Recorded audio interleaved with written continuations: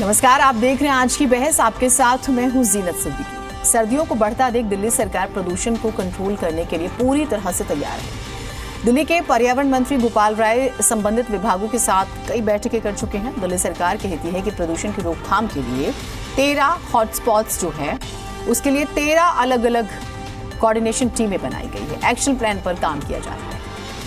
Coordination टीमों का मैंने जिक्र किया।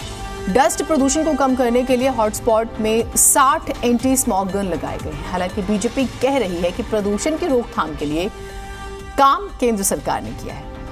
प्रदूषण की रोकथाम के लिए चल रहे एक्शन पर, उपायों पर क्रेडिट की लड़ाई शुरू हो गई है। हम आज चर्चा करेंगे कि सरकार ने जो दावे किए हैं वो ग्राउंड पर कितने नजर आ रहे हैं। क्या वो प्लान है जिससे हम ये मान ले कि वाकई दिल्ली वाले इस बार एक बेहतर सांस लेंगे, आराम से सांस ले पाएंगे। ओपीडीज में मरीजों की संख्या नहीं बढ़ेगी, सर्दी खांसी के मामले नहीं बढ़ेंगे, डस्ट एलर्जी के मामले नहीं बढ़ेंगे।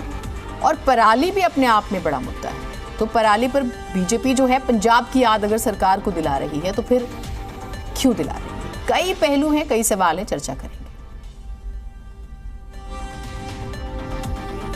अभी तो ये QI का जो स्तर है वो अभी धीरे धीरे आगे बढ़ना शुरू हुआ है, लेकिन हम लोगों की कोशिश यही है कि कैसे उसे कम किया जाए।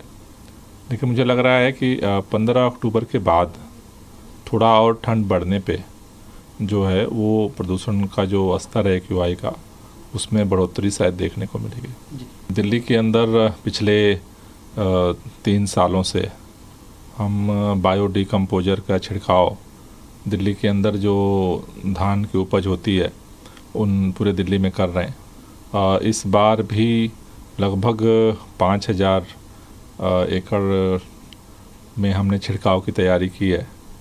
कल से इसका नरेला के अंदर इसकी शुरुआत हम करने जा रहे हैं और उसके बाद पूरे दिल्ली के अंदर जहाँ जहाँ से किसानों की डिमांड आएगी तो बायो डिकम्पोजर का छिड़काव जो है किया जाएगा।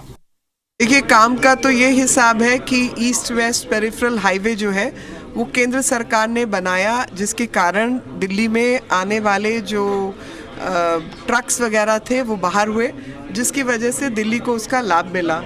अभी भी और पहले भी दिल्ली में जो पब्लिक ट्रांसपोर्ट है उसका बुरा हाल था, लेकिन केंद्र सरकार ने पहले भी पैसे दिए और बहुत बड़ी सब्सिडी के तहत जो है उस ट्रांसपोर्ट सिस्टम में कई बसों को जोड़ा गया और अभी हाल फिलहाल में भी एक नया फ्लीट और आया है। लेकिन दिल्ली सरकार ने दिल्ली की ट्रांसपोर्ट की व्यवस्था को बर्बाद किया और जो लैंडफिल का कूड़ा है उसको निपटारा करके सड़कों बनाने के काम में लिया गया।